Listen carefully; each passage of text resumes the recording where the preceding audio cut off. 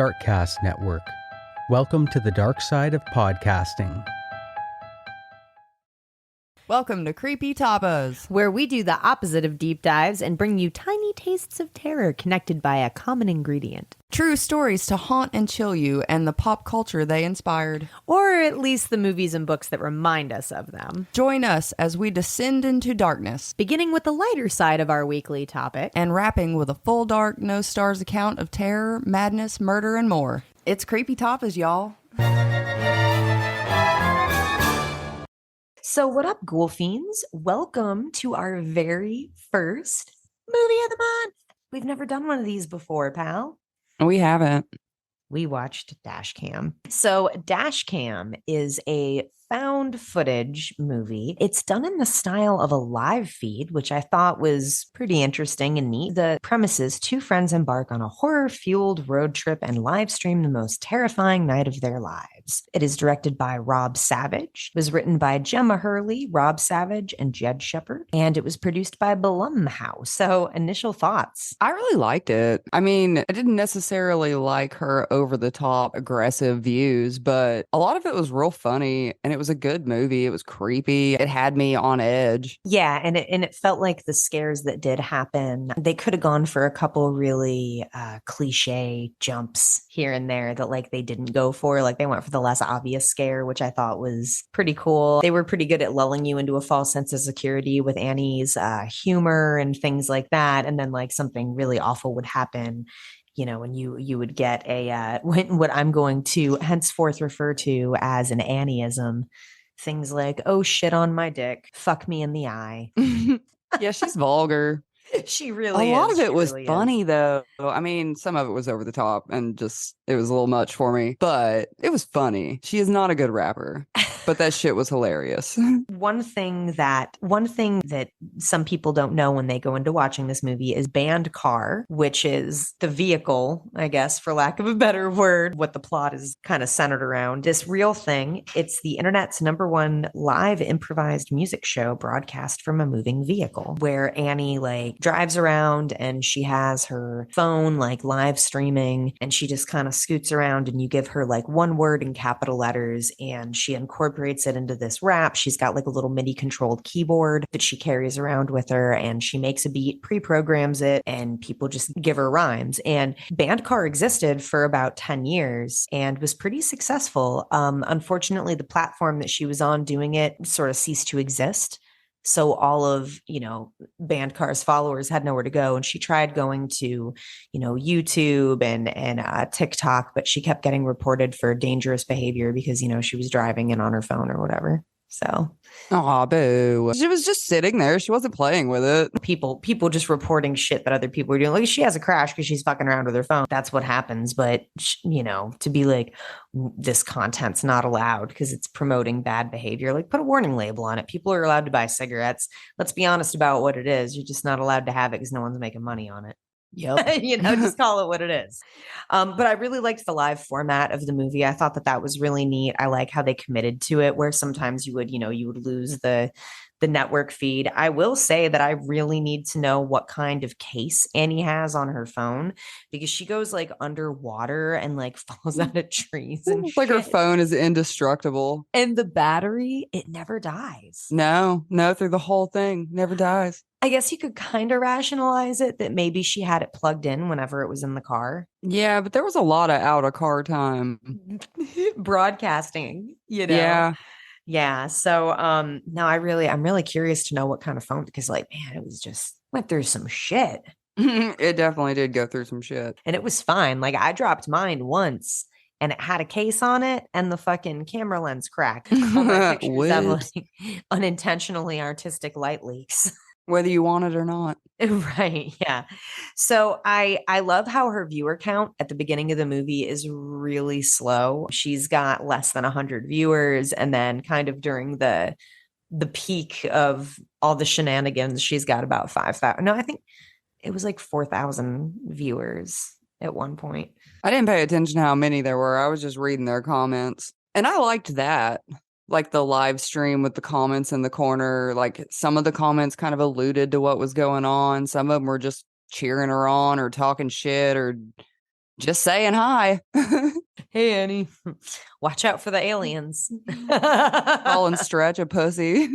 Yeah. The history of our culture is shown in the media that we consume. You know, we're building that history right now with the art and the media that people are putting out. And I thought it was really interesting how we sort of made a time capsule with this movie, this relatively like ridiculous found footage film, right? But I feel like it's a little important because it's so rare that we get to see that perspective. Do you know what I'm saying? It was sort of like all the internet trolls and web trash, like it takes you to a certain place, it takes you to a certain time when everybody was at home, everybody was frustrated. And I think that lots of people are going to paint pictures of what that time looked like, but really that's what it was. Yeah. Weirdly, without even trying, I think that Dashcam, just the comment section, this little like extra movie that's happening in the background, is actually like a really important statement and piece of cinema. I'm really hesitant to say that because like look at the movie that we're talking about, but I just thought it was really interesting. And though I disagree with the viewpoints of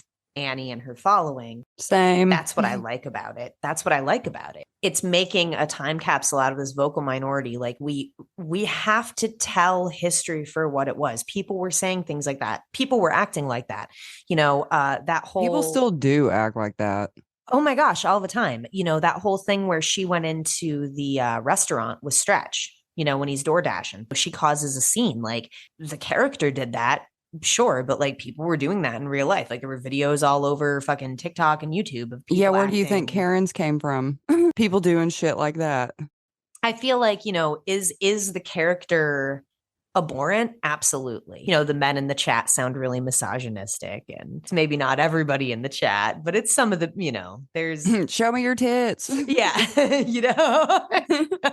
And then there are some people that are like, you know, Annie, like, I think you're funny, but please don't be racist. Like I saw that a few times. And then there would be like a little argument in the whether comments. or not it was racist. Right. That's what I liked about this movie. It was very honest. It was. And it's okay that it makes you feel uncomfortable. Sometimes that's what holding a mirror up to society or holding a mirror up to yourself can look like. And I feel like it, you know, we saw more than just Angela shit her drawers. Like I think that it's the shit of our internet culture is really what the film is about. Yeah. The soupy underpants. Gross. But can we stop? That was so fucking nasty. And I had to watch this shit multiple times, y'all. Multiple times did I have to watch. Yeah, you know, puddle of shit smeared across the back seat. I'm sure it was like Hershey's or I don't care what it was. Like the reality of it, it doesn't matter what it was. That's what it like. It was what it was in the movie, and it was nasty. It was pretty bad. Do you know how Annie puts on she puts on a Make America Great Again like red hat, right? Yes. So that and the microphone were actually, those weren't props like bought by the production. Like those were personal items of hers. And I was listening to an interview where she said, you know, I'd bought that hat for $3 to piss my parents off because she's like, you know, they're like super duper liberal. And like, so they came to visit me at my house and I answered the door with this Make America, you know, this MAGA hat. And they were like, Annie, you can't wear that. She says that she's like, doesn't believe in politics. And I'm in no way defending. Like, I think that a lot of her viewpoints are just ridiculous. But people are allowed to say things, you know, so whatever. Like, I don't understand the massive contention with there being like, oh, there's a character that I don't like. But anyway, so Annie's hat and microphone were actually her props and she never got them back. Blumhouse actually paid.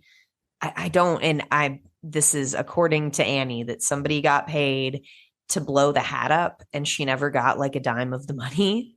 I mean, it's $3. Well, it was like they paid him like 10 grand to. Yeah, she should have got that. I mean, it's her fucking hat. Yeah, she was like, what the fuck? Like, that was mine. And then the microphone, she said, just got lost. Like, I don't think she is the person that the movie portrayed. I think that was an over the top version. And I don't agree with her views. But like, even if she does believe that, she has a right to believe that way. I don't necessarily like she's constantly trying to start something with somebody or doing something intentionally to get somebody else to say something to her throughout the movie. And I think with that MAGA hat's kind of the same way. I mean, if she was doing it solely to upset her parents, she was just wearing the hat to piss him off. Yeah, and I think like a lot of her like ideas and stuff, she's very open about like all of her opinions. You can find her all over the place. She even has a podcast where she answers like audio questions that people leave her, and she'll just like go on and on about them. She has a band called Major Drag that, you know, in my opinion, they're whatever. They're a band. It's nothing to scream about. This film is probably the most amount of attention besides Band Car. That was really successful when she was doing that. This movie has weirdly like ruined her career. And I think that that's really interesting that people have a hard time separating her from the character. Well, too, it's this idea that if somebody disagrees with me, they don't deserve a career. Yeah. I have a hard time with that. But I think in relation to the movie, bringing it back to the film, I think it's a really interesting note. People are angry. Spoiler alert, Annie doesn't die. And why would you like wish someone's death? I mean, she went through saying. some traumatic fucking shit through that whole thing and barely made it out. So that always gets me. Like that really strikes me as odd when there's a difference, I think, between Annie and Patrick Bateman when you're rooting for Patrick Bateman to get arrested. And then you get like that disappointment in American Psycho when you're not even sure if anything even just happened at all, right? Like you're rooting for his downfall because he's such a horrible person. I think there's a difference between that and, I really hope that this girl who just really in the grand scheme of things, what did she do? She traveled, she broke quarantine restrictions. She traveled to England where she then was really confrontational with people and aggressive. She stole a car. She was an asshole to her friend. Lots of people are like that. Do they deserve to be ripped limb from limb by like a weird zombie alien? Semen demon. So that's what interests me about the film is that it raises these questions. And I think that like having those conversations that are a little difficult are worth it because to me, I know I sound really cheesy, but that's the spirit of America. Yeah, we don't all have to agree. No, we don't. Absolutely not. And I thought it was interesting that the actress Annie Hardy said her lines were improv, like her lines weren't written. They told her just be really over the top. So a lot of her shit was improv, which makes sense because that's what Band Car is. Like she's an improv musician and comedian. So she was like, okay, cool. I also think it's interesting that she didn't have a writer credit, but most of her lines were improv. Well, I made a list of Annieisms. Shit in my mouth. Cum in my asshole. Cocks in my face. I like how where most of us would just be yelling, shit, shit, shit, shit, shit. She's like spitting off these like really vulgar. Oh, it's so funny. Shit on my dick. And of course, Edward Leonard, every time you fart, he gets really hard. Oh, yeah, the credit scene was pretty funny. I mean, she said some unfortunate shit about some of those people calling them pedophiles. Like, that's maybe you shouldn't call somebody a pedophile unless they are one. It was pretty fucking hilarious. Pretty hilarious. We have a rating scale here where we don't really do stars. We just have things we want to talk about that we're going to talk about with all the movies, kind of to decide whether or not it's good. So did Jordan fall asleep the first time? Nope. You did not. No, I got super fucking nauseous though because I get motion sick and found footage makes me nauseous. So I powered through and stayed awake. But the first time I watched it, I didn't really get to see the end because I was kind of sick. So you had an opportunity to see it this time? Yeah, because I didn't allow myself to watch the things that I had already seen. That way I was not motion sick by the time the end came. Yeah, I noticed you were looking away a lot, and I remembered I was like, oh, it's not because she thinks it's scary. It's because it's I don't necessarily look away with the fucking shit. I looked away because I'd already seen that once and I didn't need to see it again. When she's pulling those staples out of her mouth and like, God, but I didn't look away. I can watch shit like that. It's the shakiness. Yeah. It's not that it really, I don't know. It's not scary. It just literally makes me nauseous. It's pretty gnarly. So no, I did not fall asleep, but I was motion sick. I had a hard time keeping my attention held during certain sequences of darkness. They're few and far between. It's not the kind of found footage movie where there's a lot of that, but they do use it sometimes. And I have a tendency to let my mind wander. I can do it for a second, but it doesn't really help with the sense of dread or anything like that. It just makes me feel detached from the story. So I didn't fall asleep, and I'm not a movie narcoleptic, but did it hold Ash's attention every second? No. I drifted a lot both times that I was watching it. Was it scary? Yeah, I think so. I don't think it was the scariest movie. Like, I mean, not the scariest movie ever or whatever, but I don't know. It had my anxiety up. Yeah, there's definitely some really great moments. And we're talking spoilers. So just to spoil a couple here, there was a really awesome scene where there's like a car wreck of a bride and a groom, and the bride is dead and her head is up against this dashboard, and you have this moment of like nothing, and then the airbag deploys, and I And knew it like it was shoots coming. her back. Yeah, I knew it was coming the second time, and it still made me jump. Or like the moment where Angela starts like running behind the car and then like jumps up. Mm-hmm. There's a lot of really good car crashes in that movie. There's like what, 3 or 4? Yeah, I think at least. Because like every time you think that they're about to get away, they go to the getaway car and they start to drive off and they fucking wreck again. They chose great locations too. Like a lot of the locations throughout the film are really creepy and foreboding, and I think that that's really cool. Yeah. I enjoyed I mean, that. it's all at night. Yeah, it definitely was scary, and it was scary the second time through, which means that It held up. yeah, it held up. Did anything surprise you? I mean, yeah.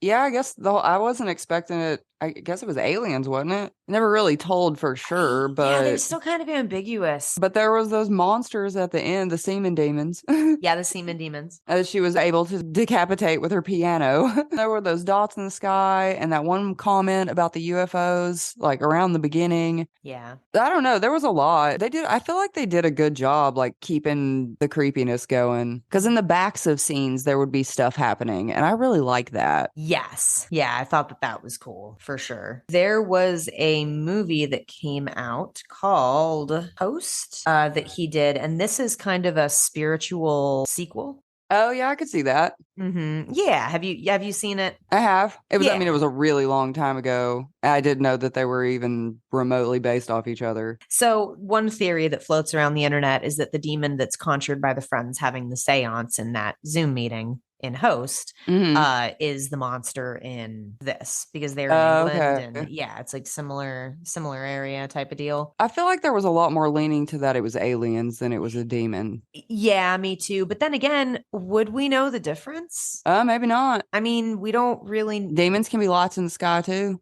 Right. Like, how the fuck do we know? Like, it would all be. How the fuck would we know? I don't know what demons look like. I think that, Clive Barker and Stephen King pretty much informed me on what monsters look like. Monsters look like people. Ain't that the truth? Ain't that the truth?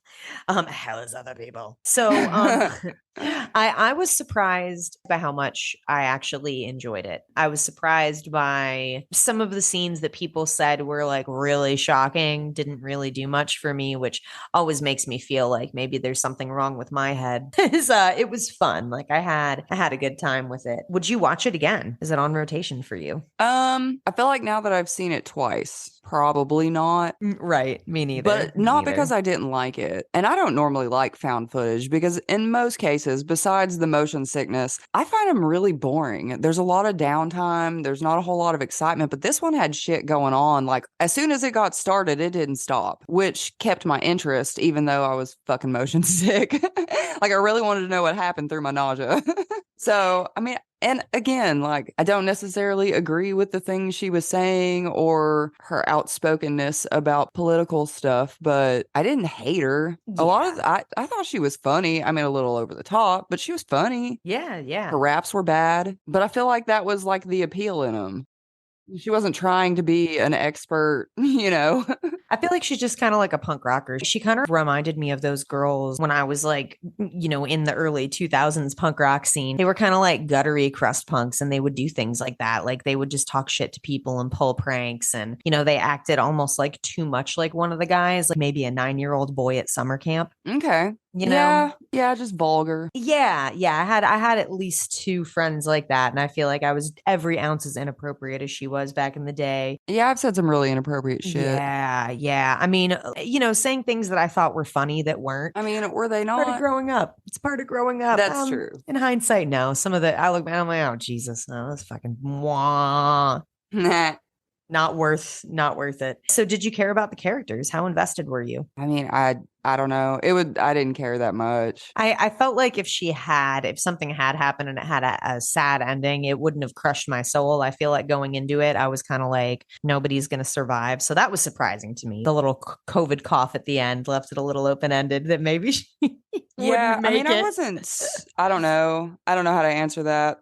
Like, just how invested were you in their story? Like, did you care that she made it through the night? I mean, it didn't bother me that she made it through the night. Yeah, me neither. Me neither. There was definitely, like we were talking about earlier, a lot of people who were like angry that she didn't die at the end. That seems like such a weird thing. Like, Yeah. why? Well, and it goes, especially if you're like peace and love. I'm mad that this I'm mad that she didn't get hers.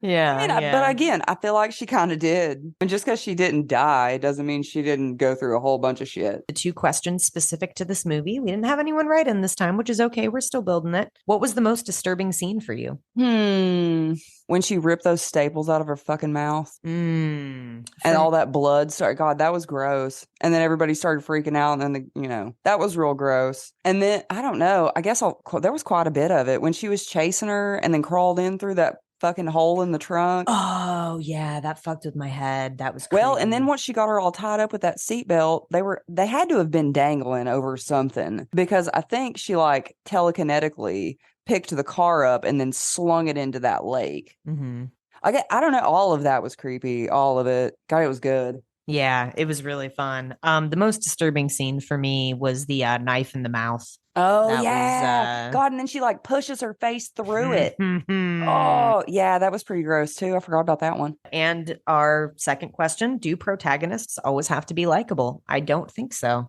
I don't think so either. I think that the reason that this one in particular gets so much hate is because she's dislikable in a topical context. It's an interesting time capsule for how people really were and are during this time. Yeah. People were assholes during COVID. Oh my God, we sucked. I mean, they were very opinionated. Yeah, there was no fucking we are the world, let's get together bullshit. Let's make this shit better together. Yeah, that was memes. I hope that the future generation realizes that all that shit was memes and marketing and not reflective on how we actually were with one another. Well, I mean, maybe certain areas, I guess, did better than others.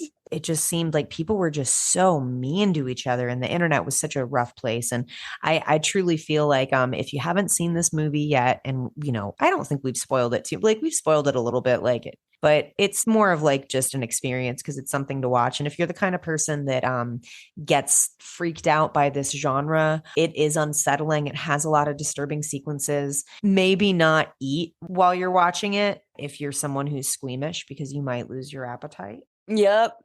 Because that shit's right in the beginning. Well, even before that, she like hacks a loogie in her hand and slaps her friend in the face. Oh, yeah. Gross. Yeah. And they don't cut away. Like it's a very... Yeah, people are throwing up and shitting and just all kinds of nastiness. It's pretty bad, but it's fun. It's a fun journey. So that's our movie of the month. Movie of the month.